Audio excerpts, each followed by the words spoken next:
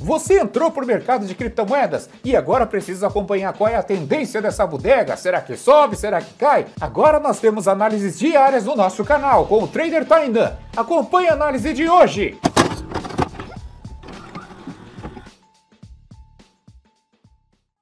Fala pessoal, sejam bem-vindos ao canal BitGráfico, aqui quem fala é o Tainan. Hoje é o dia 27 de maio de 2022, uma sexta-feira, sextou galera.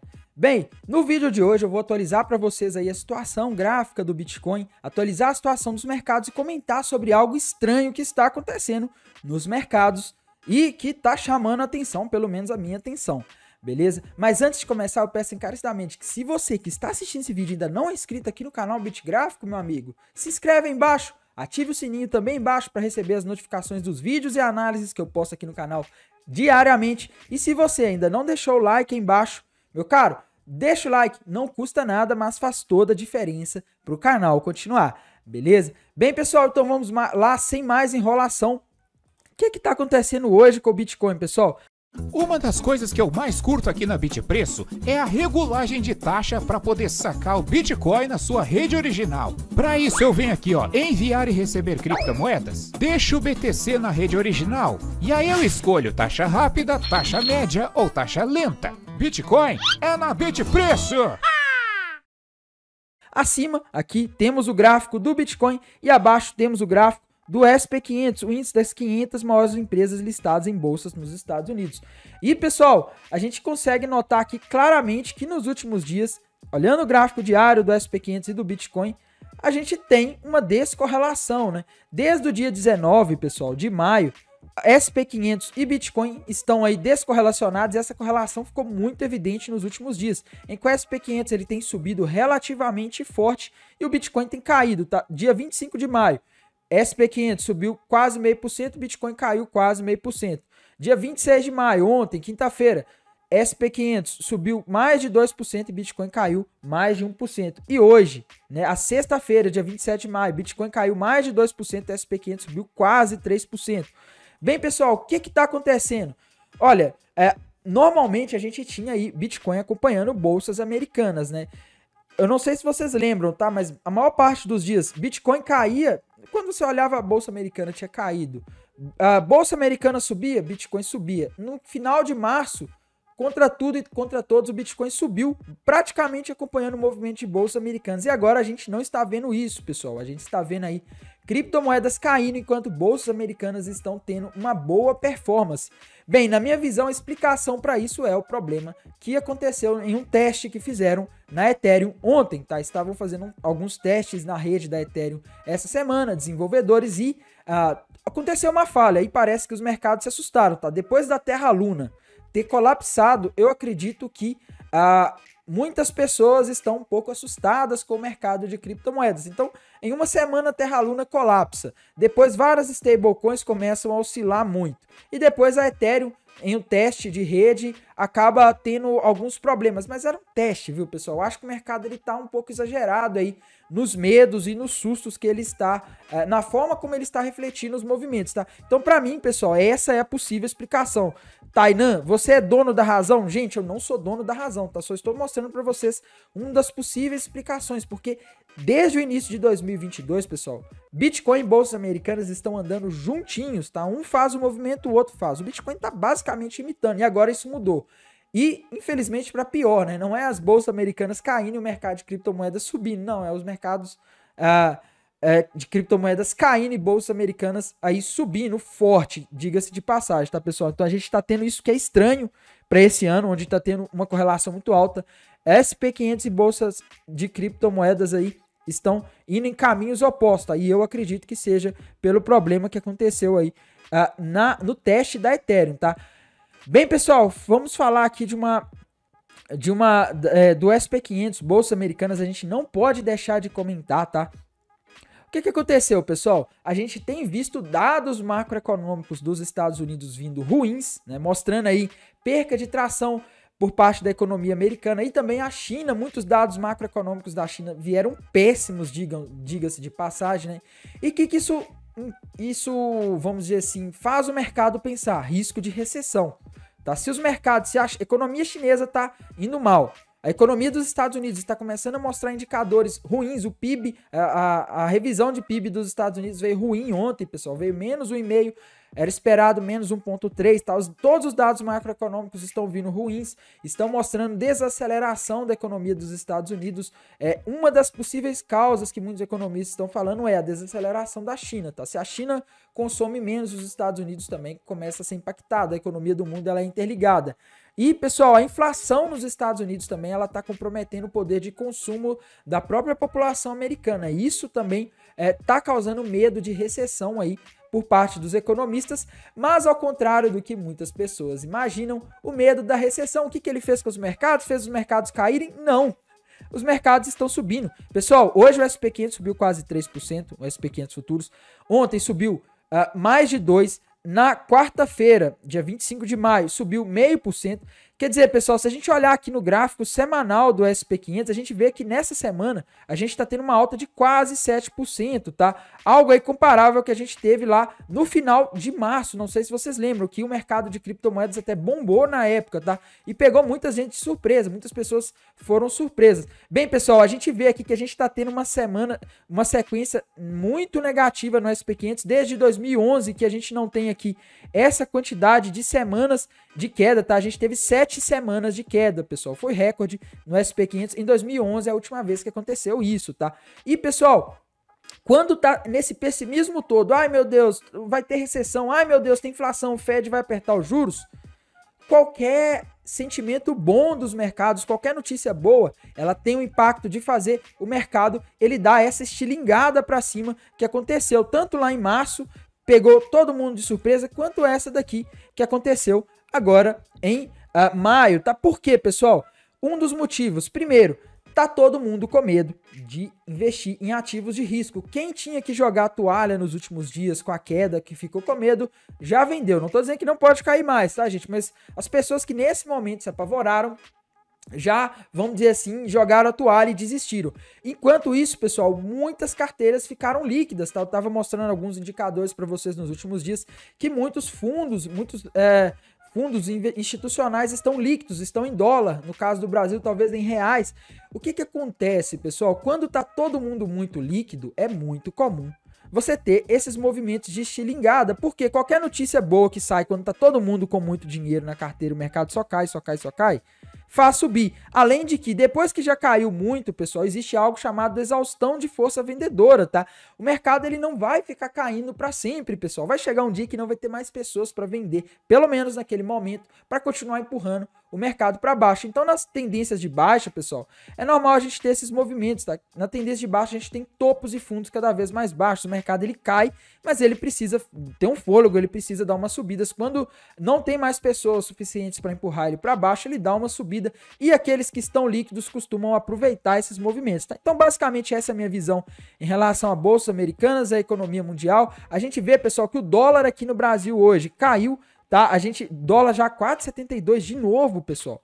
Na minha visão, esse movimento ele também está muito correlacionado com esse movimento de propensão a risco que estamos tendo nessa semana, tá? Bolsas mundiais aí, investidores mundiais buscando risco, e isso faz com que ativos de risco subam, bolsas subam, moedas de países emergentes subam e criptomoedas talvez não estejam subindo, porque ultimamente os ecossistemas de muitas criptomoedas importantes têm dado problemas e têm assustado um pouco os investidores. Essa é a minha visão, tá, pessoal? Bem, vamos falar aí do Bitcoin, que é o que interessa para a maioria das pessoas que estão assistindo esse vídeo. E o Bitcoin, pelo jeito, pessoal, vai bater um recorde aí que ele não fez nem em 2014, tá? Pessoal, Bitcoin, aqui a gente já tá tendo aí mais de 4 semanas, quase 9 semanas consecutivas de queda, pessoal. No domingo, às 21 horas, a gente vai ter o fechamento desse candle aqui, do gráfico semanal do Bitcoin, pessoal. E se ele fechar assim, pessoal, vai ser um recorde absoluto, tá? 9 semanas de queda no Bitcoin. Nunca vi isso, pessoal. Nunca vi isso. E esse é um dos motivos pelo qual eu não tenho coragem de abrir posições vendidas nessa região em que o Bitcoin está no momento, tá? Eu gostaria de ver algum sinal de que o mercado ele vai cair. Porque, embora a gente tenha no gráfico do Bitcoin aquela bandeira de baixo que está projetando ele a $18 mil, não é muito natural e não é muito saudável um movimento que não para, tá? Por exemplo, lá em novembro a gente teve o início de um movimento de queda no Bitcoin, né? Mas ele parou ali durante o mês de dezembro, o Bitcoin ficou a maior parte do mês de dezembro parado, para depois dar continuidade à queda no mês de janeiro. Agora, ele cair direto, semanas e semanas, fechar várias semanas consecutivas só caindo, vai ficando mais perigoso. A probabilidade dele fechar mais uma semana consecutiva negativa vai diminuindo, tá, pessoal? Como eu disse para vocês, o sentimento no mercado de criptomoedas ele está muito negativo, tá? Como assim negativo, Tainan? As pessoas estão apavoradas com o que aconteceu com a Terra Luna, as pessoas estão assustadas com o que aconteceu com a Ethereum, as pessoas estão assustadas que as bolsas americanas no mundo inteiro andaram caindo por medo de o Fed pegar pesado e jogar as economias aí para uma recessão e, consequentemente, os mercados em um bear market. E quando já tá todo mundo muito assustado, pessoal, qualquer notícia boa que sair pode fazer o mercado subir e eu não vou me arriscar shortando, tá? Essa é a minha visão aqui pro Bitcoin.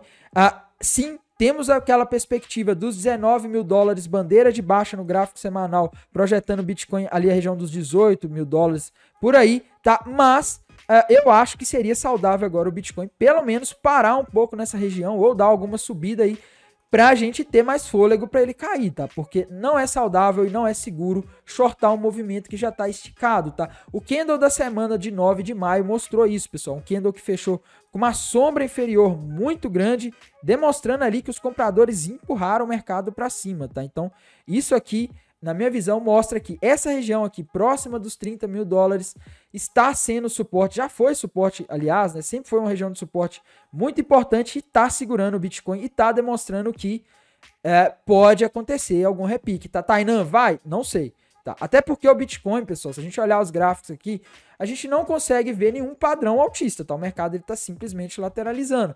Aquele triângulo, pessoal, que eu e muitos, principalmente muitos analistas estão olhando e falando, eu, particularmente, não estou considerando muito, tá? Por quê, pessoal? Esses triângulos, quando o mercado está numa situação muito extrema, quando está, costumam dar muitos falsos sinais, tá? Isso aconteceu, pessoal, ano passado, quando o Bitcoin caiu para a região dos 30 mil dólares.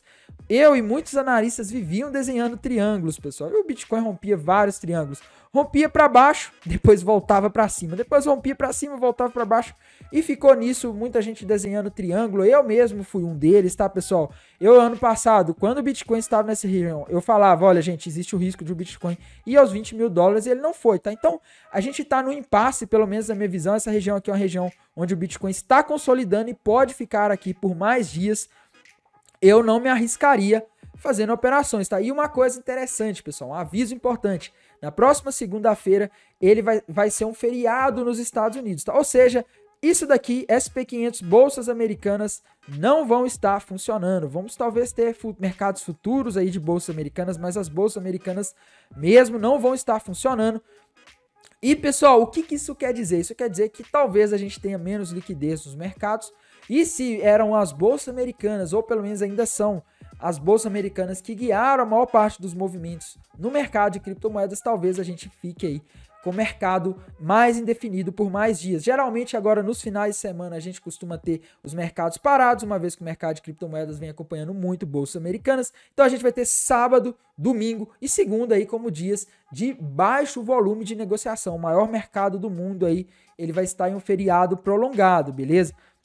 Então, pessoal, para os mercados, essa é a minha visão. Bitcoin, pessoal, no gráfico dele não consigo ver padrões gráficos, tá? Tirando no gráfico semanal, onde a gente tem aquela bandeira, no gráfico diário aqui, a gente vê uma consolidação e o mercado ele não tá dando sinais de para que lado que vai, tá? E qual que foi a minha estratégia, pessoal?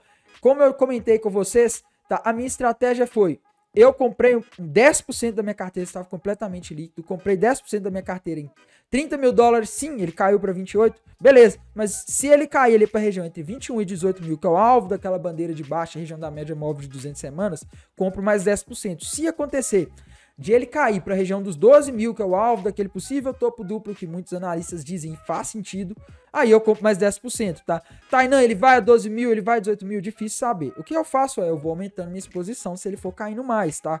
Ah, Tainan, mas por que você vai comprar só 30% se o Bitcoin chegar a 10 mil? Gente, se ele chegar a 10 mil agora ou no mês que vem, vai ser um pouco prematuro para mim, tá? Por quê? Porque esse aperto monetário que está sendo iniciado nos Estados Unidos, que tende a levar o mundo, as economias mundiais a uma recessão, dependendo da forma como ele acontecer, esse problema de inflação, ele ainda está longe de ser resolvido, pessoal. As estimativas do mercado é que o Fed vai subir as taxas de juros lá nos Estados Unidos até março de 2023 e depois vai deixar elas altas por um bom tempo até que a inflação resfrie, tá? Vai ser assim? Não sei, mas é isso que o mercado está esperando. Nas últimas semanas, o mercado ele tem começado a falar que talvez o Fed não vai ser tão duro. Isso é um dos motivos que fez os mercados subirem nos últimos dias, tá? Porque existe o risco de recessão, mas, pessoal, como eu mostrei para vocês ontem, tá? Tem uma coisa aqui que tá me deixando com a pulga atrás da orelha, e é esse gráfico aqui, pessoal, o gráfico do petróleo. O gráfico do petróleo, pessoal, ele rompeu uma flâmula para cima, tá? Rompeu e tá subindo, pessoal. Hoje o petróleo bateu aí, chegou a bater durante o dia quase $120, tá? Essa flâmula, pessoal, se a gente projetar a pernada dela para cima, daria alvo pro petróleo acima de $200, pessoal. Hoje o petróleo está 120, há poucos dias atrás estava 100. Imaginam o que vai acontecer se o petróleo for a $200, pessoal. Já aconteceu algo parecido? Já, pessoal. Lá no final dos anos 70, início dos anos 80, a gente teve aí alguns choques no petróleo, o preço do petróleo subiu muito e os Estados Unidos tiveram que subir muito, apertar muito a política monetária deles para controlar a inflação, e o resultado foi catastrófico. Tá? Os Estados Unidos entrou em uma recessão, o mundo entrou em uma recessão, o Brasil também entrou em uma recessão, tá? Então, petróleo subindo, pessoal, para mim é um alarme, é um alerta, é algo que ninguém tá falando, mas, cara, isso daqui é terrível, tá? Isso é terrível. Ele já bateu quase $150, quase $140 esse ano, pessoal. Então, assim, a situação tá delicada pro petróleo, tá? Se não houver algo que faça aí o consumo de petróleo diminuir, principalmente nos Estados Unidos, com esse choque de oferta, com esse problema na Rússia, com a Rússia sofrendo sanções, eu não sei o que vai ser, tá? A gente tá entrando no verão nos Estados Unidos, pessoal. Geralmente no verão nos Estados Unidos, a demanda por petróleo aumenta, porque as pessoas viajam mais. Muitos estudantes que estudam em uma região do país vão para casa dos pais, visitar os pais, voltam para suas regiões. Então, o americano, ele costuma andar muito de carro, tá? Então, a demanda por combustível, por petróleo, ela tende a aumentar no verão dos Estados Unidos. Ou seja, a gente tem um problema de oferta, que já vem aí de muito tempo. Petróleo já vem subindo há muito tempo, não é de hoje. A demanda, ela vai aumentar ainda no maior consumidor de petróleo do mundo. E se acontecer, pelo menos na minha visão, se acontecer qualquer choque, qualquer outro problema relacionado a preço do petróleo, então não sei se vocês lembram, ano passado um cargueiro, ele encalhou lá no canal de Suez, né, que é uma das rotas mais importantes de petróleo. Se acontece uma coisa dessa agora, meus amigos, eu não duvido que o petróleo vá a $200, se ele continuar subindo, tá? E o gráfico tá dizendo isso, o gráfico tá projetando o petróleo a $200. Como eles vão fazer para conter essa inflação? Eu espero que não seja da mesma forma que foi lá nos anos 80, jogando a taxa de juros em patamares contracionistas, tá? Então, essa é a minha visão. Por hoje é isso, pessoal. Desejo a vocês uma ótima sexta-feira, um bom descanso e bons negócios. Até mais. Tchau. E aí, meu neto, você gostou desse vídeo? Então eu tenho certeza que você vai curtir esse daqui, ó.